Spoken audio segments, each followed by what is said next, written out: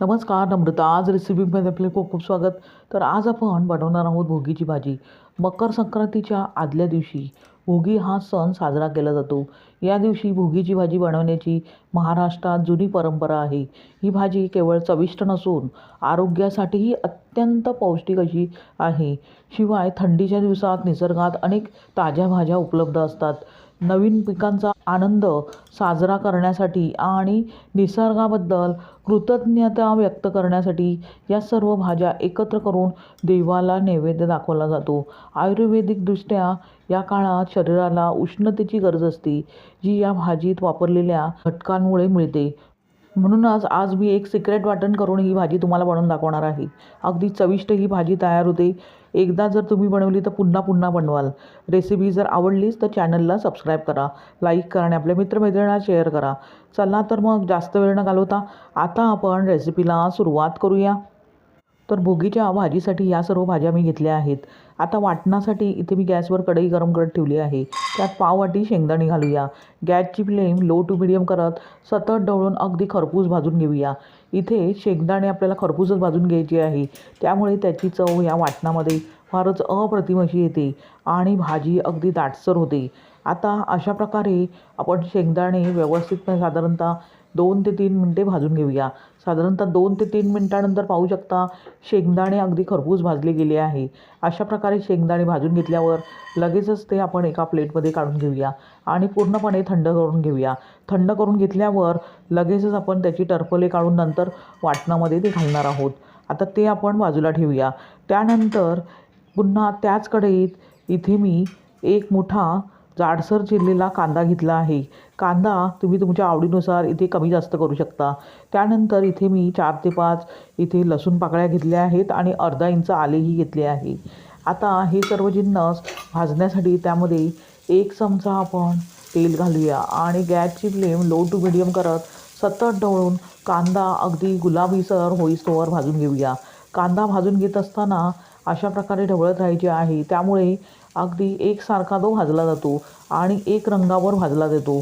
साधारणतः 2 ते 3 मिनिटानंतर पाहू शकता कांदा अगदी खरपूस भाजला गेला आहे. इतपतच कांदा भाजून घेतल्यावर लगेचच साधारणतः 2 मोठे चमचे आपण इथे डेसिकेटेड कोकोनट घेतले आहे आणि त्याबरोबरच 1 मोठा चमचा पांढरे तीळ घेतले आहेत.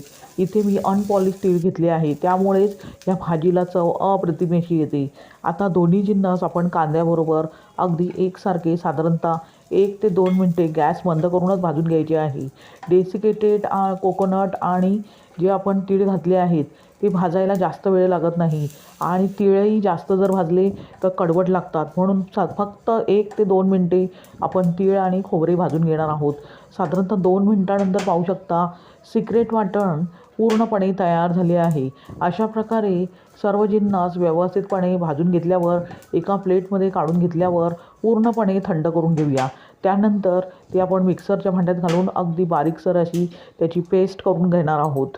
आता कांद्याचे मिश्रण व्यवस्थितपणे थंड करून मी घेतले आहे आणि शेंगदाण्याची टरफले काढून त्यामध्ये घातली आहेत. अशा प्रकारे आता मिक्सरच्या भांड्यात घालूया आणि त्याबरोबरच आपण अर्धी वाटी कोथिंबीर घालूया आणि आवश्यकतेनुसार पाणी घालून अगदी बारीकसर अशी पेस्ट वाटून घेऊया. पाहू शकता अगदी अशा प्रकारे फाईन पेस्ट तयार करून घ्यायची आहे. लगेचच आपण भोगीची भाजी बनवायला सुरुवात करूया. त्यासाठी आधीच मी इथे गॅसवर जाड बुडाची कढई गरम करत ठेवली आहे. आता त्यात आपण साधारणतः 2 मोठे चमचे तेल घालूया. तेलाचे प्रमाण तुम्ही तुमच्या आवडीनुसार कमी जास्त करू शकता. तेल अगदी व्यवस्थितपणे गरम करून घेतल्यावर 1 मोठा चमचा मोहरी, त्याबरोबरच चिमूटभर हिंग आणि कढीपत्ता घालूया आणि हे सर्व जिन्नस व्यवस्थितपणे तडतडू देऊया. सर्व जिन्नस व्यवस्थित तडतडून घेतल्यावर ज्या भाज्या मी इथे घेतल्या आहेत त्यामध्ये गाजर, हरभरा, त्याशिवाय वाटाणा आणि इथे बटाटा, त्याबरोबरच वांगी घेतली आहे. हे सर्व जिन्नस आपण लगेचच त्यामध्ये घालूया आणि फोडणीमध्ये साधारणतः 2 मिनटे अगदी अशा प्रकारे मीडियम गॅस करून व्यवस्थितपणे परतून घेऊया. म्हणजे भाज्यांची चव अप्रतिम अशी येते. साधारणतः 2 मिनिटानंतर पाहू शकता भाज्या अगदी व्यवस्थित आपण परतून घेतल्या आहेत. लगेचच त्यामध्ये आपण पावडर मसाले घालूया. आता पावडर मसाल्यांमध्ये हळद, लाल तिखट, त्याबरोबरच घरगुती मसाला, गरम मसाला आणि धणेपूड या मसाल्यांचे प्रमाण तुम्ही तुमच्या आवडीनुसार इथे कमी जास्त करू शकता. आता मसाले घातल्यावर अशा प्रकारे गॅस मीडियम ठेवून सतत ढवळून अगदी कोट होईस्तोवर भाज्या त्यामध्ये परतून घ्यायच्या आहेत. साधारणतः 2 मिनिटानंतर पाहू शकता भाज्या अगदी मसाल्यात व्यवस्थितपणे कोट झाल्या आहेत.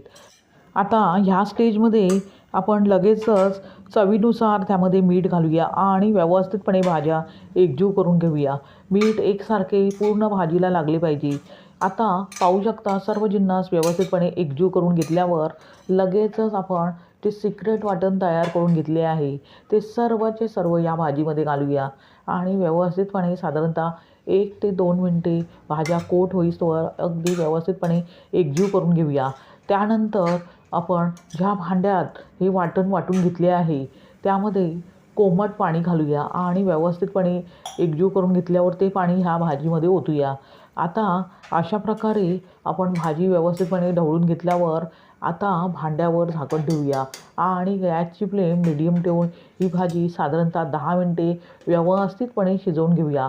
भाज्या अगदी व्यवस्थित शिजल्या पाहिजेत. साधारणतः 10 मिनिटानंतर भांड्यावरील झाकण काढून पाहूया.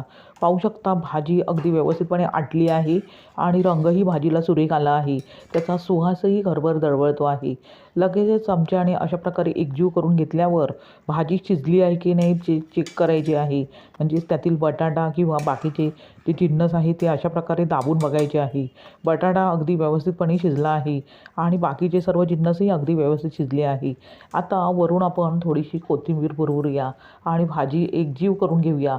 त्यानंतर आपण लगेचच गॅस बंद करूया आणि ही भाजी गरमागरम सर्व करूया. अशा प्रकारे तयार झाली बघताक्षणी खावीशी वाटणारी भोगीची भाजी. ही भाजी बाजरीच्या भाकरीबरोबर खाल्ली जाते. तुम्ही चपातीबरोबर, भाताबरोबर किंवा ज्वारीच्या भाकरीबरोबरही खाऊ शकता किंवा पुरीबरोबरही खाऊ शकता. फारच अप्रतिम अशी लागते. शिवाय ह्यामध्ये जे आपण जिन्नस वापरले आहेत त्यामुळे शरीरात उष्णता तयार होते आणि शरीरातील झीजही भरून निघते. म्हणून अशा प्रकारे तुम्ही भाजी एकदा तरी बनवून पहा. पुन्हा पुन्हा बनवाल. इतकी साधी सोपी रेसिपी इथे मी तुम्हाला शेअर केली आहे. तुम्हाला ही रेसिपी कशी वाटली ते कमेंट करून सांगा आणि रेसिपी जर आवडलीच तर नम्रता आज रेसिपीला सबस्क्राईब करा. अगदी निःशुल्क आहे. लाईक करा आणि आपल्या मित्रमैत्रिणींना शेअर करा. पुन्हा भेटूया अशाच साध्या सोप्या सुटसुटीत पौष्टिकतेने परिपूर्ण अशा रेसिपीसह. धन्यवाद. श्री स्वामी समर्थ.